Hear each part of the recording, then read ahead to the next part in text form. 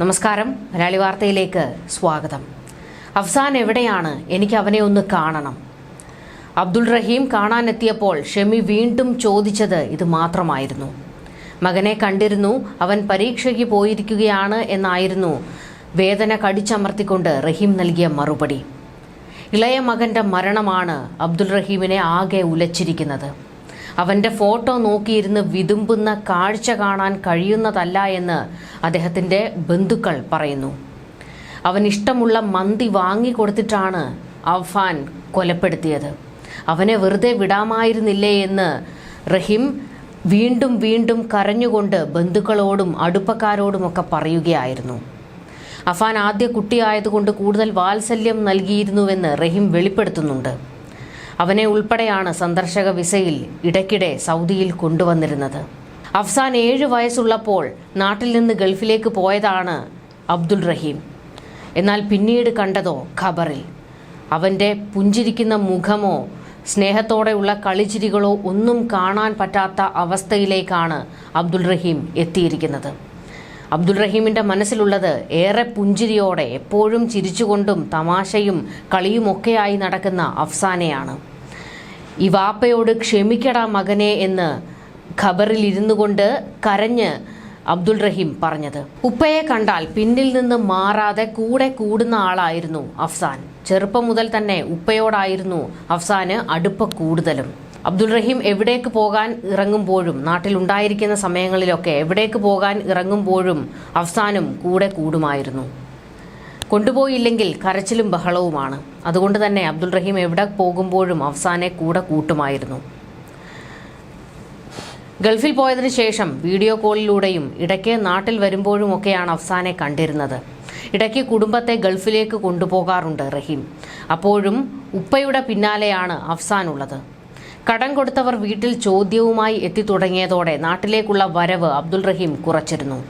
എല്ലാവർക്കും കൊടുക്കാനുള്ള തുക ശരിയാകണമെങ്കിൽ 2 വർഷം കൂടി ഗൾഫിൽ കഷ്ടപ്പെടണം. അതിനുശേഷം നാട്ടിലേക്ക് മടങ്ങാം.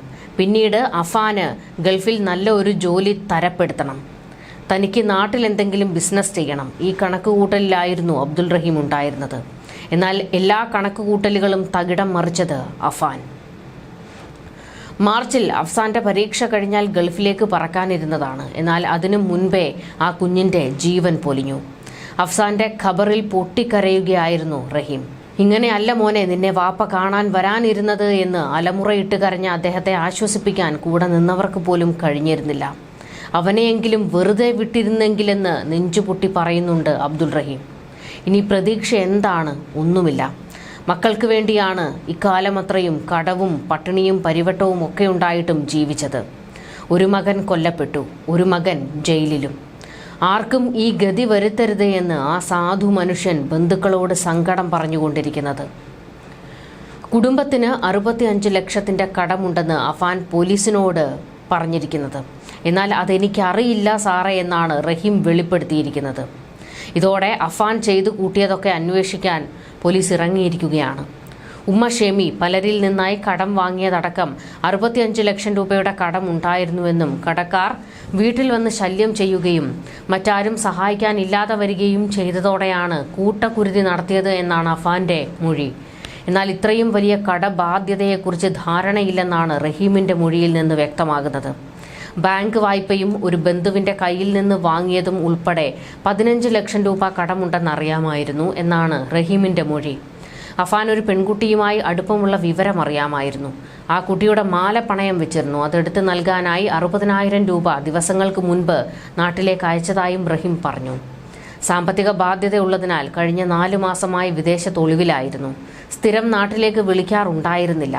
അതിനാൽ അടുത്ത സമയത്ത് നാട്ടിൽ നടന്നതിനെപ്പറ്റി അറിയില്ല എന്നും റഹീം പോലീസിനോട് പറഞ്ഞു. എന്തായാലും വെഞ്ഞാറുമൂട് കൂട്ടക്കൊലയ്ക്ക് കാരണം വൻ സാമ്പത്തിക ബാധ്യതയാണെന്ന് പോലീസ് സ്ഥിരീകരിക്കുകയാണ്. അഫാൻ മറ്റെന്തെങ്കിലും ഒളിക്കുന്നുണ്ടോ? ഉണ്ടെങ്കിൽ അതെന്തൊക്കെയാണ് എന്ന് ചൂഴ്ന്നെടുക്കാൻ പോലീസ് ശക്തമായ അന്വേഷണം നടത്തുകയാണ്. ഇത് മാത്രമല്ല അഫാനെ നിരീക്ഷിക്കുന്നുമുണ്ട്. അഫ്സാനെ കൊലപ്പെടുത്തിയത് എന്തിന് എന്ന ചോദ്യം പോലീസ് ഇടയ്ക്കിടെ ആവർത്തിക്കുന്നുണ്ട്.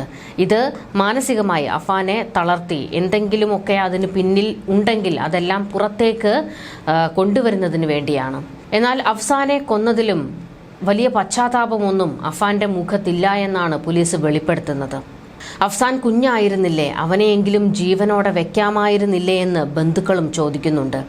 ബന്ധുക്കൾക്കും ഏറെ പ്രിയപ്പെട്ടവനായിരുന്നു അഫ്സാൻ. എല്ലാവരോടും പുഞ്ചിരിച്ചുകൊണ്ട് പെരുമാറുന്ന പ്രകൃതക്കാരൻ. അഫാനെ പോലെയല്ല, അധികം വാശിയില്ലാത്ത കുട്ടിയായിരുന്നു അഫ്സാൻ എന്ന് ബന്ധുക്കൾ പറയുന്നുണ്ട്. അഫാൻ നേരെ തിരിച്ചായിരുന്നു. മൊബൈൽ വാങ്ങിക്കൊടുക്കാനും ബൈക്ക് വാങ്ങിക്കൊടുക്കാനും ഒക്കെ വലിയ ഒച്ചപ്പാടും ബഹളവും ഉണ്ടാക്കുന്ന ആളായിരുന്നു.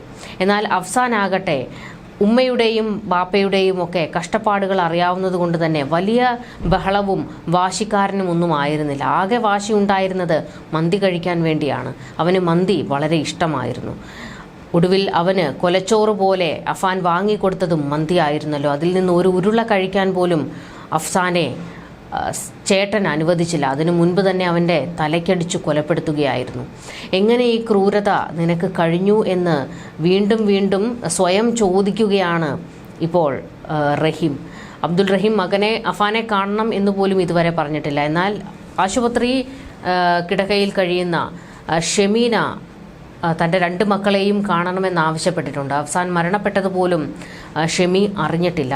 അവൾ അതെങ്ങനെ ഉൾക്കൊള്ളും? ഈ ഒരു ഭയമാണ് ഇപ്പോൾ റഹീമിനെ വലയ്ക്കുന്നത്. ന്യൂസ് ഡെസ്ക് മലയാളി വാർത്ത.